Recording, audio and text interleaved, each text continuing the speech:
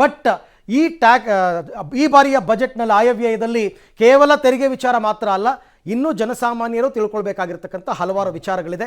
So ಒಂದೊಂದಾಗಿ ನೋಡ್ತಾ ಹೋಗೋಣ. ಹಣಕಾಸು ಸಚಿವೆ ನಿರ್ಮಲಾ ಸೀತಾರಾಮನ್ ಇವತ್ತು ಘೋಷಣೆ ಮಾಡಿರ್ತಕ್ಕಂಥದ್ದು ಏನೇನು, ಮುಂಗಡ ಪತ್ರದಲ್ಲಿ ಏನೆಲ್ಲ ವಿಚಾರಗಳು ಅಡಕವಾಗಿದೆ, ಅದರಿಂದ ಜನರಿಗೆ ಆಗ್ತಕ್ಕಂಥ ಅನುಕೂಲಗಳೇನು, ಪ್ರತಿಯೊಂದು ವರ್ಗಗಳಿಗೆ, ಪ್ರತಿಯೊಂದು ಪ್ರಕಾರಗಳಿಗೆ, ಅದರಲ್ಲೂ ರೈತರಿಗಾಗಬಹುದು ಅಥವಾ ಬೇರೆ ಬೇರೆ ಅಸಂಘಟಿತ ಕಾರ್ಮಿಕರು ಅಂತ ನಾವೇನು ಕರಿತೀವಿ, ಎಲ್ಲರ ವಿಚಾರವನ್ನು ಕೂಡ ನೋಡ್ತಾ ಹೋಗೋಣ.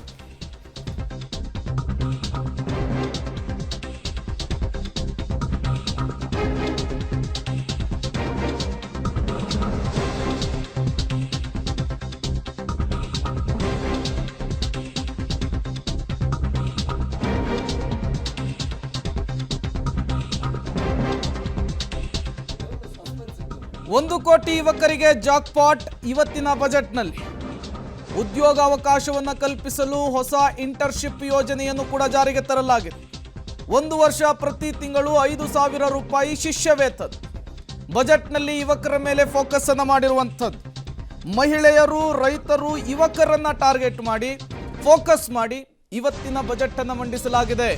ಅದರಲ್ಲೂ ಪ್ರಮುಖವಾಗಿ ಯುವಕರಿಗೆ, ನಿರುದ್ಯೋಗಿಗಳಿಗೆ ಉದ್ಯೋಗಾವಕಾಶವನ್ನು ಕಲ್ಪಿಸುವಂತಹ ನಿಟ್ಟಿನಲ್ಲಿ ಮಹತ್ವದ ಘೋಷಣೆಗಳಾಗಿರುವಂಥದ್ದು. ಬಜೆಟ್ನಲ್ಲಿ ಯುವಕರನ್ನ ಫೋಕಸ್ ಮಾಡಲಾಗಿದೆ. ನಿರುದ್ಯೋಗವನ್ನು ಹೋಗಲಾಡಿಸುವಂತಹ ನಿಟ್ಟಿನಲ್ಲಿ ಹಲವು ಘೋಷಣೆಗಳನ್ನು ಮಾಡಲಾಗಿದೆ. ಅದರಲ್ಲಿ 1 ಕೋಟಿ ಯುವಕರಿಗೆ ಜಾಕ್ಪಾಟ್, ಉದ್ಯೋಗಾವಕಾಶವನ್ನು ಕಲ್ಪಿಸಲು ಹೊಸ ಇಂಟರ್ನ್ಶಿಪ್ ಯೋಜನೆಯನ್ನು ಜಾರಿಗೆ ತಂದಿರುವಂಥದ್ದು. 1 ವರ್ಷ ಪ್ರತಿ ತಿಂಗಳು 5,000 ರೂಪಾಯಿ ಶಿಷ್ಯ ವೇತನದ ಜೊತೆಗೆ ಅವರಿಗೆ ತರಬೇತಿಯನ್ನು ಕೊಡಲಾಗುತ್ತೆ.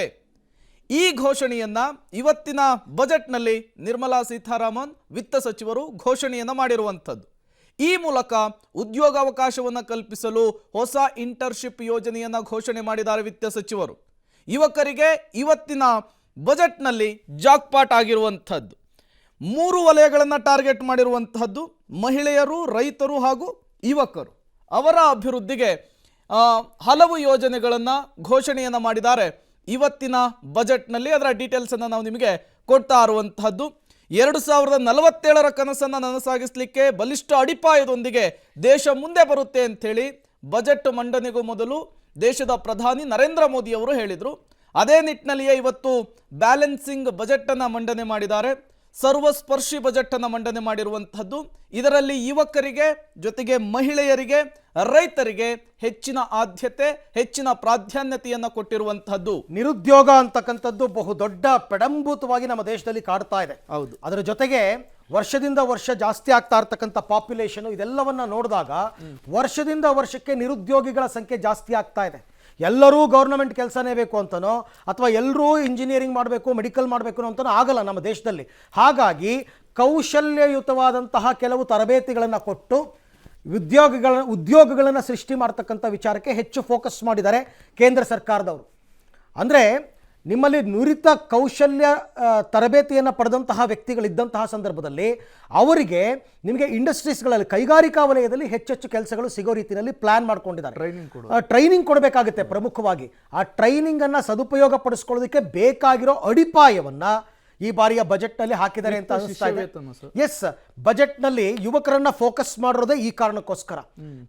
ಭಾರತದಂಥ 140 ಕೋಟಿ ಜನಸಂಖ್ಯೆ ಇರತಕ್ಕಂಥ ದೇಶದಲ್ಲಿ ನಿರುದ್ಯೋಗ ನಿರ್ಮೂಲನೆ ಮಾಡ್ತೀನಿ ಅಂತಂದ್ರೆ ಅದು ಇಮಿಡಿಯೇಟ್ ಆಗಿ ಆಗ್ತಕ್ಕಂಥ ಕೆಲಸ ಅಲ್ಲ. ಅದನ್ನ ಒಂದೊಂದೇ ಮೆಟ್ಲತ್ಕೊಂಡೇ ಮಾಡ್ಬೇಕು. ಅದನ್ನ ಅದು ಎಷ್ಟು ವರ್ಷ ಹಿಡಿಯುತ್ತೆ? 5, 10, 15, 20 ಅಷ್ಟರಲ್ಲಿ ನಿಮಗೆ ಮತ್ತೆ ಪಾಪ್ಯುಲೇಷನ್ ಜಾಸ್ತಿ ಆಗ್ತಾ ಇರುತ್ತೆ. ಮತ್ತೆ ತರಬೇತಿ ಪಡೆದಂಥವ್ರು ಬರ್ತಾನೆ ಇರ್ತಾರೆ. ಪ್ರತಿ ವರ್ಷ ರಿಲೀಸ್ ಆಗ್ತಾನೆ ಇರ್ತಾರೆ ಹೊಸ ಬ್ಯಾಚ್. ಅವರು ಎಲ್ಗೋಬೇಕು ಅವರೆಲ್ಲರೂ ಕೂಡ. ಹಾಗಾಗಿ ಈ ಪ್ಲ್ಯಾನನ್ನು ಮಾಡಿಕೊಂಡು ಶಿಷ್ಯ ವೇತನವನ್ನು ಕೊಡ್ತಕ್ಕಂಥದ್ದು, ಅವರಿಗೆ ಕೌಶಲ್ಯ ಯೋಜನೆಗಳನ್ನು ಕಲ್ಪಿಸ್ಕೊಡ್ತಕ್ಕಂಥದ್ದು, ಅದಕ್ಕೆ ಬೇಕಾಗಿರ್ತಕ್ಕಂಥ ಸಬ್ಸಿಡಿಗಳನ್ನು ಕೊಡ್ತಕ್ಕಂಥದ್ದು, ಅದಕ್ಕೆ ಬೇಕಾಗಿರೋ ಸ್ಟೇ ಫಂಡನ್ನು ಕೊಡ್ತಕ್ಕಂಥದ್ದು, ಇದ್ರ ಮೇಲೆ ಫೋಕಸ್ ಮಾಡ್ತಾ ಇದ್ದಾರೆ. ಯಾಕೆ ಅಂತಂದರೆ PUC ನಲ್ಲಿ ಸೈನ್ಸ್ ತೊಗೊಂಡ್ರು ಅಂದ ತಕ್ಷಣ ಅವ್ರ ಅಪ್ಪ ಅಮ್ಮನಿಗೆ ಇವ್ರನ್ನ ಇಂಜಿನಿಯರ್ ಮಾಡಬೇಕು ಅಂತ ಅಥವಾ ಇವ್ರನ್ನ ಮೆಡಿಕಲ್ಗೆ ಓದಿಸ್ಬೇಕು ಅಂತ.